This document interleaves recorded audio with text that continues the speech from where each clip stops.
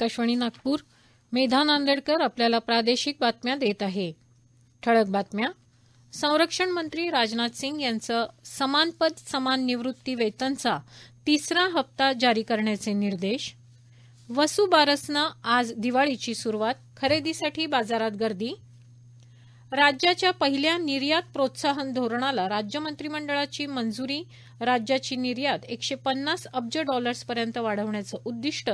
आणि 37व्या राष्ट्रीय क्रीडा स्पर्धांचा गोव्यात समारोप समारंभ सुरू. संरक्षण मंत्री राजनाथ सिंग यांनी आपल्या मंत्रालयाला समान पद समान निवृत्ती वेतनचा तिसरा हप्ता जारी करण्याचे निर्देश दिले आहे. दिवाळीपूर्वी स्पर्श प्रणालीद्वारे निवृत्ती वेतन घेणाऱ्या निवृत्ती वेतनधारकांना या निर्णयाचा लाभ मिळेल. बँका आणि इतर यंत्रणांना यासंबंधी सूचना दिल्याचं त्यांनी समाज माध्यमात म्हटलं आहे. वसुबारस अर्थात गोवत्स द्वादशीने आज दिवाळीची सुरुवात होत आहे. या दिवशी गाय वासराची पूजा केली जाते. प्रकाशाचा, उत्साहाचा आणि आनंदाचा सण असणाऱ्या दिवाळीसाठी अज्ञानाचा अंधकार दूर करून ज्ञानाचा दीप उजळवणाऱ्या या दीपोत्सवासाठी नागरिक सज्ज झाले असून अनेक मंदिरांमध्ये तसंच रस्त्यांवर विद्युत रोषणाई करण्यात आली आहे. दिवाळीनिमित्त बाजारपेठांमध्ये खरेदीसाठी गर्दी दिसून येत आहे. वसुबारस निमित्त नागपुरातील गोरक्षण सभा इथं गाय आणि वासरू यांची पूजा करण्यात आली. महिलांनी देखील यावेळेला गाय आणि वासरू यांची पूजा करत गायींना हिरवा चारा घातला. वसुबारस निमित्त शहरात तसंच ग्रामीण भागात विविध कार्यक्रमांचं आयोजन करण्यात आलं होतं. महादेव बेटिंग अॅपचे प्रवर्तक सौरभ चंद्राकार, रवी उप्पल आणि शुभम सोनी यांच्यासह 29 जणांना मुंबई पोलिसांनी 15,000 कोटी रुपयांच्या बेकायदेशीर सट्टा आणि सायबर घोटाळ्यासंदर्भात अटक केली आहे. या प्रवर्तकांवर पोलिसांनी न्यायदंडाधिकाऱ्यांच्या निर्देशानुसार मंगळवारी एफआयआर दाखल केला होता. या अॅप आणि त्याच्या प्रवर्तकांच्या विरोधात सक्तवसुली संचालनालयासोबतच देशभरातल्या अनेक संस्था पुरावे शोधत आहेत.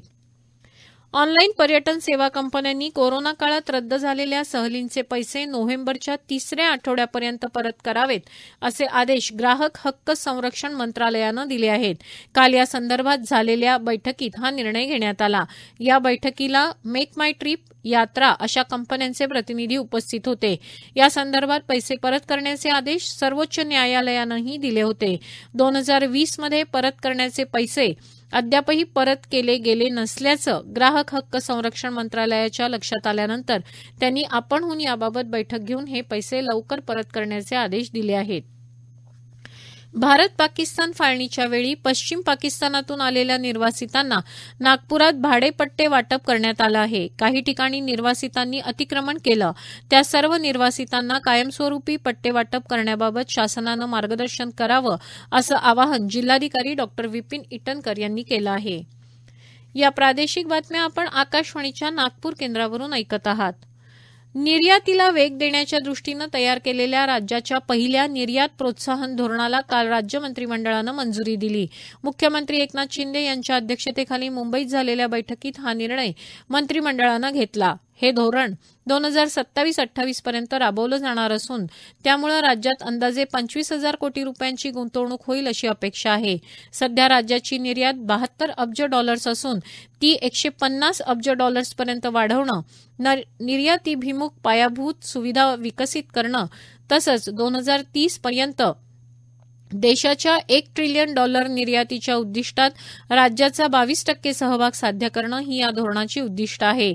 या प्रोत्साहनाचा लाभ राज्यातल्या सुमारे 5,000 उद्योगांना होईल तसंच 40,000 रोजगाराच्या संधी निर्माण होऊन राज्याच्या निर्यातीत 14% वाढ होण्यास मदत होईल. निर्यातक्षम उद्योगांना चालना देऊन जिल्हा पातळीवरच निर्यात केंद्र सुरू करण्याचा देखील या धोरणात समावेश आहे. राष्ट्रीय क्रीडा स्पर्धा यशस्वीरित्या आयोजित केल्याबद्दल उपराष्ट्रपती जगदीप धनखड यांनी गोवा राज्य आणि आयोजकांचं अभिनंदन केलं आहे. विविध क्रीडा प्रकारात यश मिळवलेल्या खेळाडूंना त्यांनी मार्गदर्शन केलं. 37व्या राष्ट्रीय क्रीडा स्पर्धांचा समारोप आज गोव्यात पणजीच्या श्यामाप्रसाद मुखर्जी इंडोर स्टेडियममध्ये होत आहे. उपराष्ट्रपती जगदीप धनखड सध्या संबोधित करत आहे. भारतीय ऑलिम्पिक संघटनेच्या अध्यक्षा पीटी उषा समारोप समारंभाला उपस्थित आहेत. या स्पर्धेत राज्याच्या निर्भेळ यशाबद्दल महाराष्ट्रातर्फे क्रीडा मंत्री संजय बनसोडे यांनी उपराष्ट्रपती जगदीप धनखड यांच्याकडून चषक स्वीकारला.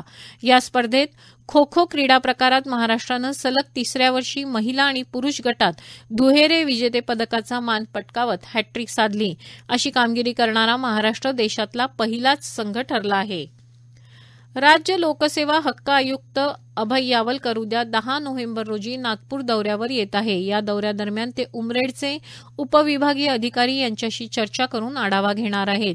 महाराष्ट्र लोकसेवा हक्क अधिनियम 2015 बाबत सर्व तालुकास्तरीय प्रमुख यांच्याशी ते चर्चा करतील. सामाजिक न्याय आणि विशेष सहाय्य विभागाद्वारे मागासवर्गीय विद्यार्थ्यांसाठी चालवण्यात येणारी शासकीय वसतिगृहाची वर्ष 2023-24 या शैक्षणिक सत्रासाठीची प्रवेश प्रक्रिया पूर्ण करण्यात आली असून पहिल्या आणि दुसऱ्या प्रवेश निवड यादी व्यतिरिक्त रिक्त जागेवर स्पॉट ऍडमिशन देण्याची तारीख 17 नोव्हेंबर ही निश्चित करण्यात आली आहे. शेवटी पुन्हा काही ठळक बातम्या. संरक्षण मंत्री राजनाथ सिंग यांचं समान पद समान निवृत्ती वेतनचा तिसरा हप्ता जारी करण्याचे निर्देश. वसुबारसने आज दिवाळीची सुरुवात, खरेदीसाठी बाजारात गर्दी. राज्याच्या पहिल्या निर्यात प्रोत्साहन धोरणाला राज्य मंत्रिमंडळाची मंजुरी. राज्यात निर्यात $150 अब्ज पर्यंत वाढवण्याचं उद्दिष्ट. आणि 37व्या राष्ट्रीय क्रीडा स्पर्धांचा आज गोव्यात समारोप समारंभ सुरू. याबरोबरच हे प्रादेशिक बातमीपत्र संपलं. नमस्कार.